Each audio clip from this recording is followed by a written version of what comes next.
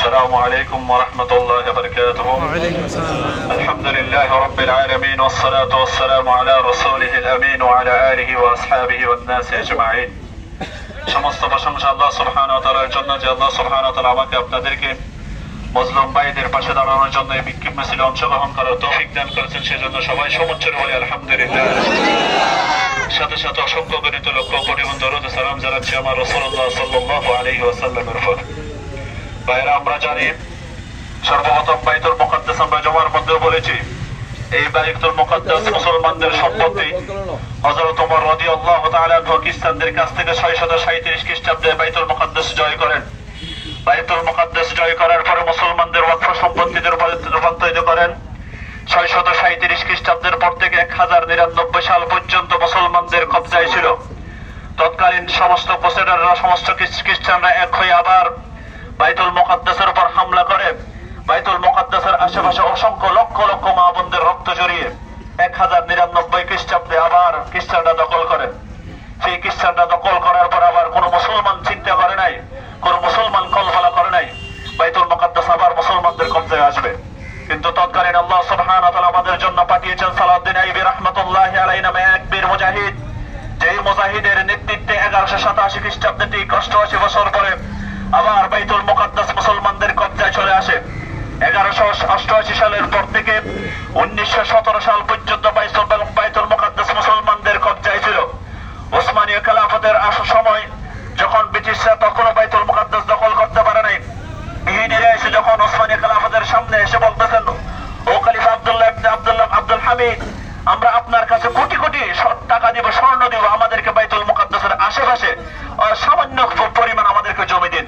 তখন আব্দুল হামিদ রাহমাতুল্লাহি আলাইহি জবাব দিয়েছেন, বাইতুল মুকাদ্দাস আমার একার সম্পত্তি না, বাইতুল মুকাদ্দাস হলো সমগ্র মুসলমানদের সম্পত্তি। ঠিক আমার শরীরে যদি যতটুকু রক্ত অবশিষ্ট আছে, রক্তের শেষ বিন্দু পর্যন্ত আমি হিন্দুদের বিরুদ্ধে লড়াই করে যাব। তোমরা যদি সমগ্র দুনিয়া সমপরিমাণ আমার সামনে স্বর্ণ রৌপ্য যদি আমার সামনে দাও, তবুও বাইতুল মুকাদ্দাসের এবং ফিলিস্তিনের আশেপাশে 1 ইঞ্চিও জায়গা হিন্দু তোমাদেরকে দিব না। এরপরে ব্রিটিশরা 1917 সালে ওসমানীয় খেলাফতকে পরিচিত করে বাইতুল মুকাদ্দাস দখল করেছে। 1948 সালে ইসরায়েল ঘোষণা করেছে, আমরা বাইতুল মুকাদ্দাসে আমরা ইহুদিদেরকে একটা আলাদা রাষ্ট্র দিব। 1948 সালে আরব এবং ইসরায়েল 6 দিন যুদ্ধ হয়েছে। 6 দিন যুদ্ধের পরে ইসরায়েল দখল করার পরে এমন কোন রমজান যায় নাই, এমন কোন ঈদ যায় নাই, আমরা বাংলাদেশের মুসলমানরা ঈদ উল ফিতর উদযাপন করে আমাদের ছোট ছোট সন্তানদেরকে নিয়ে, আদরের সন্তানদেরকে নিয়ে, ফিলিস্তিনি মা বোনরা প্রতি বছর ঈদ উদযাপন করে তাদের কুলের সন্তানদেরকে রক্ত হাতে নিয়ে, এই ফিলিস্তিনিরা 1948 সালের পর থেকে প্রত্যেকটি রমজানে ইসরায়েল বর্বর ইসরায়েলিরা এই রক্ত জড়িয়েছে। তার এই ধারাবাহিকতায় আমরা জানি সবাই, গত কয়েকদিন আগে যুদ্ধবিরতি হয়েছিল, সেই যুদ্ধবিরতি লঙ্ঘন করে বর্বর ইসরায়েলিরা আমার ফিলিস্তিনি মা বোনদের উপর আবার হামলা করেছে। কিন্তু ও আরবরা, তোমরা জেনে রাখো, ও আরবরা, শাসকরা, তোমরা দেখে যাও, তোমরা যদিও নীরব, যদিও আমেরিকার হোয়াইট হাউসের সামনে বিক্ষোভ মিছিল হয়, কিন্তু আমরা ইউটিউবে দেখি, ফেসবুকে দেখি, মিডল ইস্টের মধ্যে একটা বিক্ষোভ মিছিল হয় না। ঠিক কিনা? কিন্তু দেখে না, আরবের মুসলমানরা, বাংলাদেশের মুসলমানরা ঘুমিয়ে থাকতে পারে নাই। তোমরা রাজপ্রাসাদের ভিতর ঘুমিয়ে থাকতে পারো, কিন্তু বাংলার তৌহিদি জনতা রাজপ্রাসাদের মধ্যে, তাদের বিছানার মধ্যে তারা ঘুমিয়ে থাকতে পারে না। ঠিক কিনা? সেজন্য এর ধারাবাহিকতা আমরা এখানে উপস্থিত হয়েছি। এখন আমি আমাদের কয়েকটি করণীয় বলে আমি বক্তব্য শেষ করে দেবো। যেহেতু রমজানের মাস, সর্বপ্রথম করণীয়, যেহেতু আমাদের ভাইদের রক্ত জড়াচ্ছে, ফিলিস্তিনি ভাই বোনদের প্রায় 50,000 ভাইরা শহীদ হয়ে গেছে অলরেডি। বিগত কয়েকদিন আগে 600 শহীদ, তার মধ্যে আমরা ভিডিও দেখেছি প্রায় 150 জনের পর শিশু, এভাবে সারি সারি লাশ। এখন আমাদের করণীয় হলো, যাদের যুদ্ধের সামর্থ্য আছে যুদ্ধ করা, কিন্তু এখন তো আমাদের যুদ্ধ সামর্থ্য নেই। আমরা চ্যারিটেবল ফান্ড যদি, রিলায়েবল ফান্ড যদি আমরা পাই, আমরা গাজার ভাইদের জন্য আমরা সাহায্য সহযোগিতা প্রেরণ করবো। ঠিক কিনা? যদি এমন কোন নির্ভরযোগ্য সোর্স হয় যারা গাজাতে টাকাগুলো পৌঁছিয়ে দিবে, তারা ত্রাণগুলো পৌঁছিয়ে দেবে, আমরা তাদেরকে সাহায্য সহযোগিতা করবো।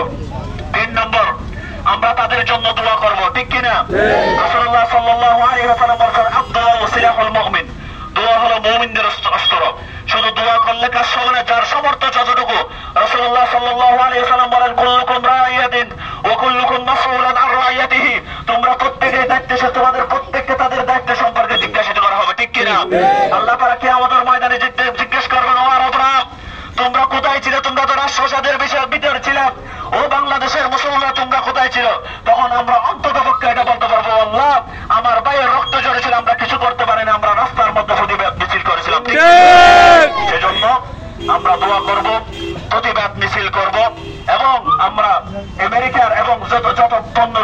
ইসরায়েলি, এই ইসরায়েলি পণ্য যেমন পেপসি, কোকা-কোলা রয়েছে, আমরা এগুলো একুইফিনা রয়েছে এবং মিরিন্ডা রয়েছে, এই যে প্রোডাক্টগুলো রয়েছে পেপসি এবং কোকা-কোলা সহ ইউনিলিভারের বিভিন্ন পণ্য সহ এগুলো আমরা বয়কট করবো। কাছে দাবি জানাবো ইসরায়েলের যত প্রোডাক্ট রয়েছে সমস্ত প্রোডাক্ট এখন যদি পুটে থাকে, পুট থেকে সমুদ্রে নিক্ষেপ করা হোক, আমরা বাংলাদেশে ঢুকতে দিব না। এবং আমরা আমেরিকান কনসুলেট, আমেরিকান হাই কমিশনারকে এখান থেকে আমরা মেসেজ দিতে চাই, we want to send message from this place, আমরা এই স্থান থেকে মেসেজ দিতে চাই, তোমরা যদি ইসরায়েলকে সাহায্য সহায়তা করতে থাকো তাহলে বাংলাদেশে তোমাদের কনসুলেট, তোমাদের হাই কমিশনার রাখা হবে না।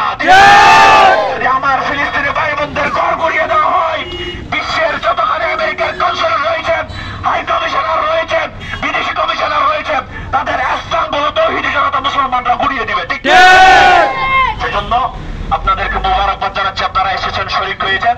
এবং অনেকটা সময় আগে আমার রাসূলুল্লাহ সাল্লাল্লাহু আলাইহি ওয়াসাল্লাম বলেছেন, ইহুদিদেরকে আল্লাহ সুবহানাহু ওয়া তাআলা এমন শায়েস্ত করবেন, মুসলমানরা ইহুদিদের বিরুদ্ধে যুদ্ধ করবে, ইহুদিদেরকে যখন দৌড়াতে থাকবে তখন পাথরের পিছনে ইহুদি যখন লুকিয়ে থাকবে, রাসূলুল্লাহ সাল্লাল্লাহু আলাইহি ওয়াসাল্লামের জবান সাক্ষী, তখন পাথর বলবে, ও মুসলমান, আমার পিছনে একজন পাপিষ্ঠ ইহুদি লুকিয়ে রয়েছে, তাকে ধরো, তাকে হত্যা করো। গাছের পিছনে লুকিয়ে থাকবে, গাছ বলবে, ও মুসলমান, আমার পিছনে পাপিষ্ঠ ইহুদি লুকিয়ে রয়েছে, তাকে ধরো, তাকে তরবারি দিয়ে দ্বিখণ্ডিত করো। আমরা দেখেছি মুসলমানদের সাথে যখন মক্কা বিজয়ের চুক্তি কাফেররা যখন লঙ্ঘিত করেছে, তখনই আল্লাহ তাআলা মক্কা বিজয় দিয়েছেন। ঠিক কিনা? এইটা আমরা দেখতে পাচ্ছি। ইসরায়েলের আকাশে আমরা কালো মাঠ দেখতে পাচ্ছি। আল্লাহ সুবহানাহু ওয়া তাআলা মুসলমানদেরকে একত্রিত করে ইসরায়েল নামের বিস্ফোরণ নামক রাষ্ট্র পৃথিবী থেকে নিস্তানাবুদ করা হবে। ঠিক কিনা? এজন্য আপনাদেরকে মোবারকবাদ জানিয়ে আল্লাহ সুবহানাহু ওয়া তাআলার কাছে অন্তত এতটুকু বলতে পারবো, আল্লাহ মাজলুম ভাইদের জন্য আমরা পথে দাঁড়িয়েছি, আমরা দোয়া করেছি, আমরা সাহায্য সহায়তা করেছি। আন্তরিক মোবারকবাদ জানাচ্ছি, আপনারা এসেছেন এবং যারা আয়োজন করেছেন তাদেরকে আন্তরিক মোবারকবাদ জানিয়ে এখনই আমরা সামান্য মোনাজাত করবো। মোনাজাতের পরে ইনশাআল্লাহ আমাদের অনুষ্ঠান শেষ হবে।